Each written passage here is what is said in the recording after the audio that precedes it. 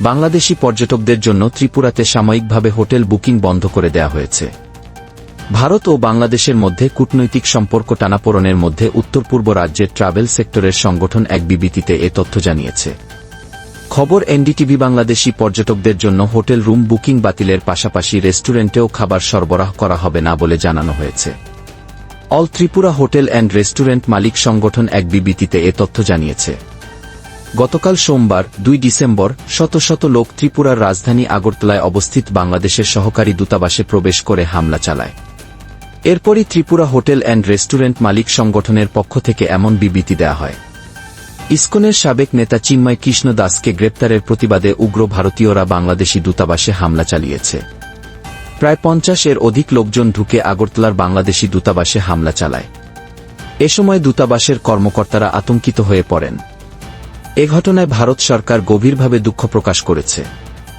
এছাড়া দূতাবাস এবং কূটনৈতিক মিশনকে হামলার লক্ষ্যবস্তু করা উচিত নয় বলে বিবৃতিতে উল্লেখ করেছে। এদিকে আগরতলায় বাংলাদেশের সহকারী দূতাবাসে হামলার ঘটনাকে পূর্ব পরিকল্পিত উল্লেখ করে প্রতিবাদ জানিয়েছে অন্তর্বর্তী সরকার।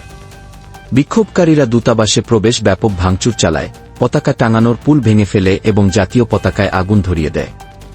এদিকে ত্রিপুরাতেই বাংলাদেশের সরকারি হাই কমিশন অফিসে হামলার ঘটনায় দুঃখ প্রকাশ করেছে ভারতের পররাষ্ট্র মন্ত্রক। ভারত সরকার বলেছে এই ধরনের হামলা নিন্দনীয় কাজ। সেখানে একদল লোক সহকারী হাই কমিশন অফিসে ঢুকে ভাঙচুর চালায় এবং বাংলাদেশের জাতীয় পতাকা নামিয়ে দেয় বলে অভিযোগ। গত সপ্তাহে কলকাতায় বাংলাদেশের ডেপুটি হাই কমিশন অফিসের বাইরে বাংলাদেশের পতাকা এবং প্রধান উপদেষ্টা মোহাম্মদ ইউনূসের প্রতিকৃতি পোড়ানোর অভিযোগ উঠেছিল। এদিকে ত্রিপুরার হোটেলে বাংলাদেশিদের থাকতে না দেওয়ার সিদ্ধান্তে সে দেশের নাগরিকেরা বড় ধরনের সমস্যার মুখে পড়বেন বলে মনে করা হচ্ছে। বাংলাদেশের উত্তর ও চট্টগ্রাম সহ পূর্ব প্রান্তের জেলাগুলির মানুষ ত্রিপুরা হয়ে ভারতে আসেন। সেখান থেকে কলকাতা, দিল্লি সহ ভারতে বিভিন্ন শহরে যাতায়াতের বিমান ভাড়াও কম। ট্রেন এবং বিমানের জন্যও আগরতলার হোটেলে থাকতে হয়। বস্তুত বাংলাদেশিরা আগরতলার হোটেল ও রেস্তোরাঁর গ্রাহকদের বড় অংশ। আগরতলার সোনারতরী হোটেলে অবস্থিত বৈঠকে হোটেল অ্যাসোসিয়েশনের বৈঠকের প্রস্তাবে বলা হয়েছে, আমরা ধর্মনিরপেক্ষ দেশ। আমরা বাংলাদেশিদের সমাদর করি।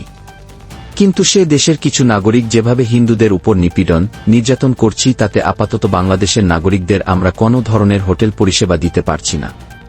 তবে একটি মহলের বক্তব্য, ভারত সরকার গত 5 অগাস্ট থেকে বাংলাদেশিদের ভিসা দেওয়া এক প্রকার বন্ধ রেখেছে। ফলে বাংলাদেশিরা আসছেন না।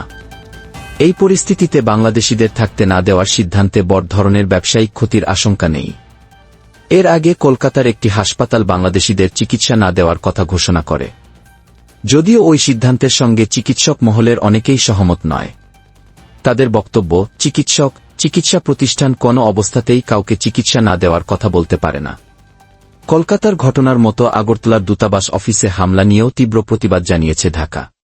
ভারতের পররাষ্ট্র মন্ত্রক বলেছে, দূতাবাস অফিসে হামলা কখনই সমর্থনযোগ্য নয়।